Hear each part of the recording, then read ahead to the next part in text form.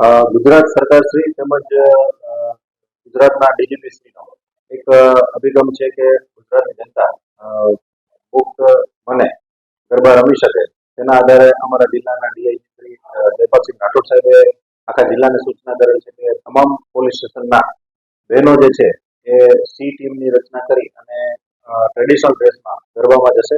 જેના અનુસંધાને જેતપુર ડિવિઝન બહેનો અત્યારે છેલ્લા 5 દિવસથી તમામ ગરબાઓમાં જઈ અને મોજ રાખી રહી છે. આજે પણ તમામને અલગથી એપ્રિશિએટ કરી અને અલગ અલગ ટીમો બનાવી અને અલગ અલગ ગરબીઓમાં રવાના કરવામાં આવેલ છે. ગરબીઓમાં બહેનો રમતા પણ જશે અને પોલીસની નજર તળે બધાને જોતા પણ જશે.